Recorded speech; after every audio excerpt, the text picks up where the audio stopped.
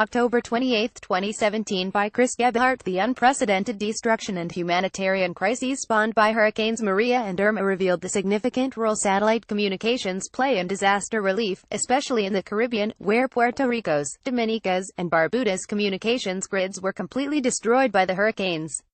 In an exclusive interview, CEO Matt Desch discussed the role Iridium's satellite communication services continues to play in the disaster relief and recovery effort.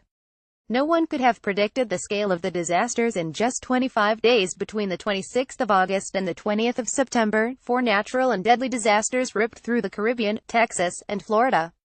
The devastation and humanitarian crises inflicted by Hurricanes Harvey, Irma, Jose, and Maria were unprecedented in their scale and scope, with the prolonged and most pronounced effects felt most severely on the U.S. island of Puerto Rico and the island nations of Antigua and Barbuda and Dominica. For the Caribbean, the devastation came in just 14 days. On the 6th of September, Hurricane Irma devastated Antigua and Barbuda as a Category 5 hurricane with maximum sustained winds of 185 miles per hour, 295 kilometers per hour. Just 3 days later, Hurricane Jose scraped by the islands as an immensely powerful Category 4 hurricane, bringing even more devastating winds to the already decimated region. 12 days after Irma struck Barbuda, Hurricane Maria made landfall on the island of Dominica, near peak intensity as a deadly Category 5 hurricane with winds of 160 miles per hour before moving on to devastate the island of Puerto Rico on the 20th of September. All told, Irma destroyed 95% of all structures on Barbuda, including all of its communications and power assets. In the immediate aftermath, the island was deemed to be uninhabitable. Likewise, Irma also rendered uninhabitable 60% of the island of St. Martin, where 70% of houses were destroyed, as were large portions of its power and communications grids. See also more than a month after Irma, Barbuda remained largely uninhabitable, and large portions of Antigua, where Barbuda's inhabitants were evacuated to in the 3 days between Irma and Jose, was still without power and communication. On Dominica, the island, like Barbuda, was completely cut off from the world as its communication towers and infrastructure were destroyed by Maria. In total, 90% of structures on the island were either destroyed or severely damaged. On the U.S. Commonwealth of Puerto Rico, the situation was just as bad. As of writing on the 28th of October, 38 days after Maria's impact, more than 75% of Puerto Rico is still without power and reliable methods of communication, as much of the island's power grid and communication systems were completely destroyed by Maria. Recovery and rebuilding efforts throughout the Caribbean are anticipated to take years, not months, with some areas likely to never fully recover from the devastation imparted to the region in just 14 days. Particularly for the Caribbean, Irma and Maria revealed in large scale the fragility of terrestrial cellular communications networks and the need for and reliance on satellite communication services in the days, weeks, and months following natural disasters. Satellite communications, saving lives and aiding recovery efforts for many of the affected areas. The initial first response from local authorities and international aid groups relied heavily on satellite communication devices provided by or procured from Iridium Communications. As related by Matt Desch, CEO of Iridium Communications, in an exclusive interview with NASAspaceflight.com, the thing about hurricanes is that they don't come like earthquakes and other natural disasters that come too fast to prepare for, stated Mr. Desch. So there was some preparation. But no one expected the scale and the scope of this. The ability to forecast hurricanes days in advance is extremely important in aiding first response and recovery efforts, as it allows for the deployment of prepositioned satellite communication assets quickly after a hurricane's passage. The complicating factors with the back-to-back natural disasters in this specific case was that these prepositioned SATCOM assets largely have to be flown into affected areas, and many of the affected airports were severely damaged and unusable in the days after Irma and Maria's passages. Additionally, many of those prepositioned assets were in Florida, which was struck by Hurricane Irma just days before Maria tore through Dominica and Puerto Rico. Owing to their use in such emergencies, Iridium, through its service partners, specifically prepositioned satellite communication assets in earthquake and hurricane-prone areas so that the initial responses to such disasters can be coordinated quickly and assets purchased and deployed to areas where they are needed.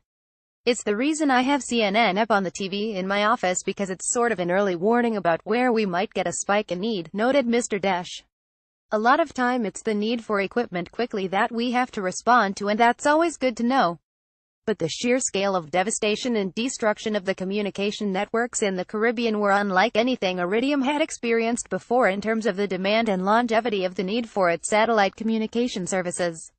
In past natural disasters, Iridium saw a large and sometimes significant spike in the need for satellite communication equipment and demand on the satellite network itself in the first couple of days to a week after a disaster, with that need dropping off and returning to normal as the terrestrial communication systems, i.e. cell phone towers and power grid, came back online. But the Caribbean this year is different. We're seeing something on a scale that we have not seen before. And Puerto Rico alone has gone beyond everything we've seen, noted Mr. Desch. Maria has been off the charts extraordinary, particularly in the Leeward Islands, that consists of Puerto Rico and the British and American Virgin Islands and a little bit around Dominic and a couple others that I went over or near. For Puerto Rico specifically, prior to Maria, Mr. Desch noted that roughly 500 minutes per day of satellite communication use was registered by the Iridium network from the various scientists working in remote parts of the island.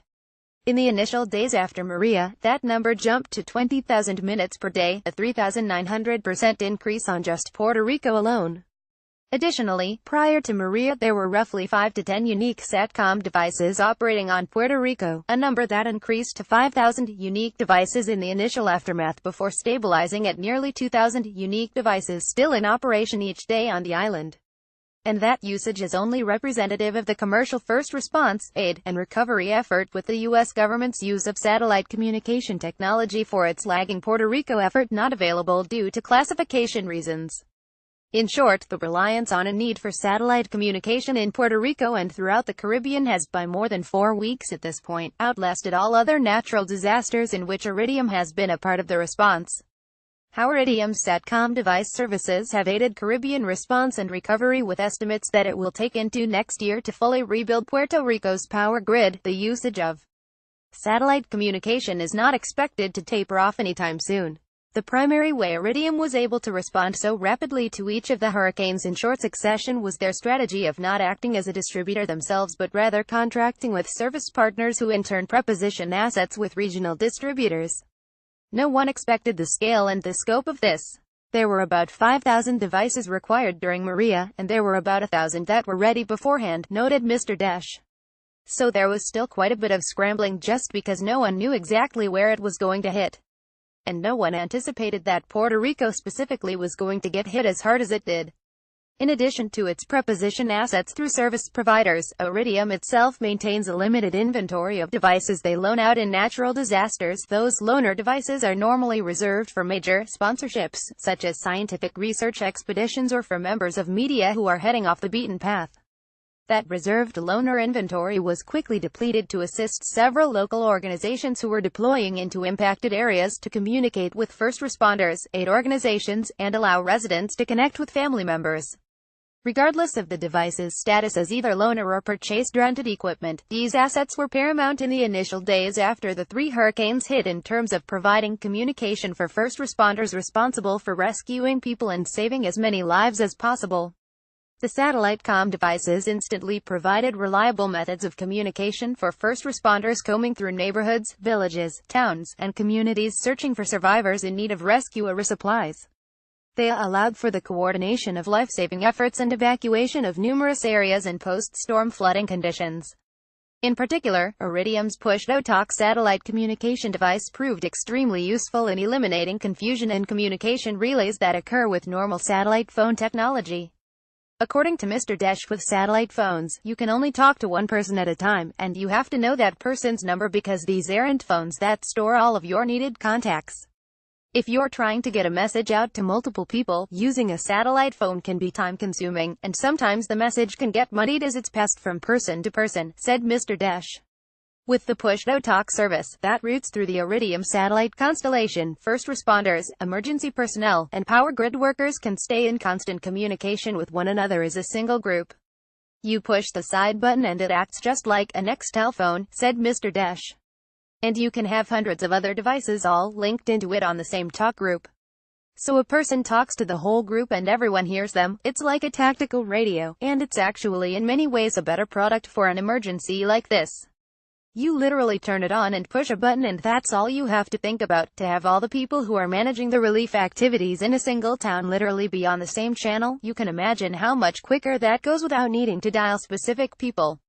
On a personal level, as the slow process of rebuilding the power and communications grid proceeds in Puerto Rico and throughout the Caribbean, satellite communication devices have been instrumental in allowing family members to talk with loved ones.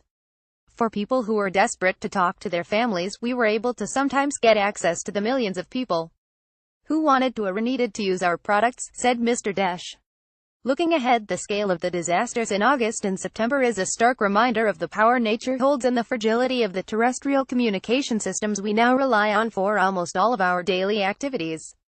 The question is often asked why people should care about the satellites we launch into orbit. In truth, most people will never need or make use of our satellite communication networks like the one Iridium is currently in the process of upgrading. The fourth batch of 10 Iridium Next satellites is scheduled to launch no earlier than at the 22nd of December 2017 from Vandenberg Air Force Base, CA, atop a flight-proven Falcon 9 rocket. However, those networks are invaluable when a disruption to our communication services is not an inconvenience but a potentially life-threatening situation when someone finds themselves in a position of needing to call for help and for first responders to coordinate recovery and rescue operations. The response to the Caribbean and Gulf hurricanes is perhaps the most visible use of satellite communication networks like Iridium's, but their use in those disasters can be aided by a wider understanding of their usefulness and not just a prepositioning of those resources in regional centers but in their distribution and upkeep in areas prone to such disasters. Images Environmental Protection Agency, NASA, NOAA, Iridium Communications, Network Innovations, the American Red Cross, and Defense Video Imagery Distribution System.